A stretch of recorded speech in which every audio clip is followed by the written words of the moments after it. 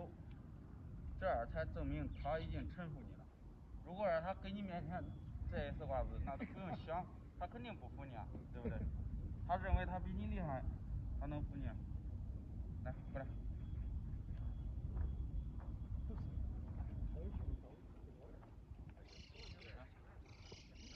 啊。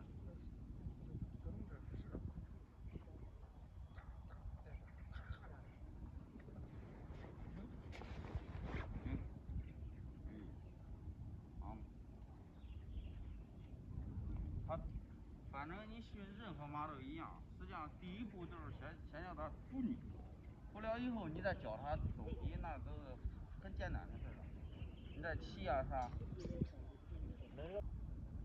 老周走着。他这跟你感觉他有跟的意思就走。我以前是我前2圈他都跟我，但是跟1圈之后不跟了，跟着他不想跟。他等于还是依他憋他自己的事儿。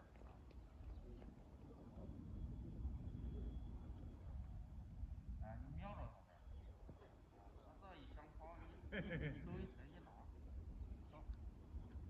他就跟着了。然后这会儿就低了头走了，是不嘛？传承低头。这是服气了，正儿八经服气了。他不服气，不会是这种。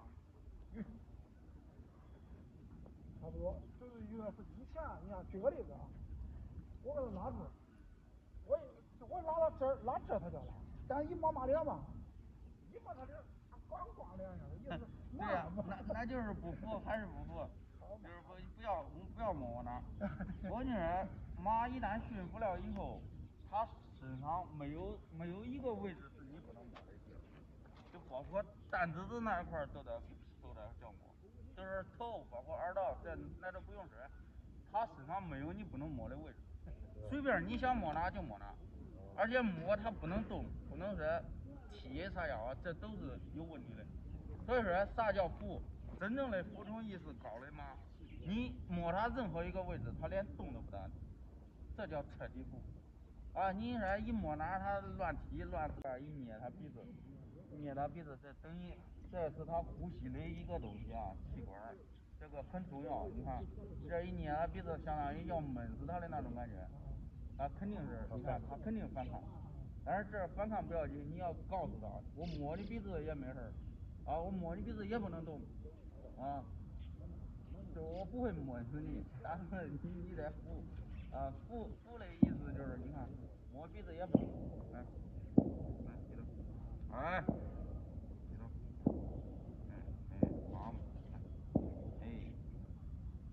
你得能压下来这个头，啊，他到啥时候给你根不能死高气昂，不能说啊耀武扬威的搁那。